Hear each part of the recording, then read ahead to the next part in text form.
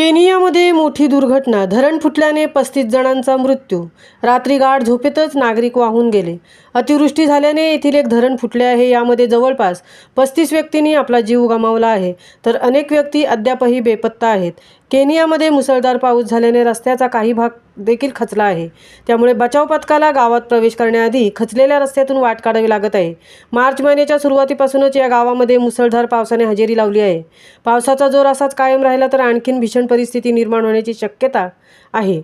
बचाव पथक घटनास्थळी दाखल झाले असून नागरिकांना रेस्क्यू करण्याचे काम सुरू आहे. मिळालेल्या अधिक माहितीनुसार राजधानी नैरोबीपासून 60 किलोमीटर अंतरावर असलेल्या माई महियू या गावात ही घटना घडली आहे. रात्री नागरिक झोपेत असताना धरण फुटले, त्यामुळे अनेक जण झोपेतच वाहून गेले आहेत. त्या संपूर्ण गावात चिखल आणि गाळ साचला आहे. त्यामुळे बचाव कार्य सुरू असून मृतांचा आकडा आणखीन वाढण्याची शक्यता आहे. महामुंबईसह दिलीप निकम, केनिया.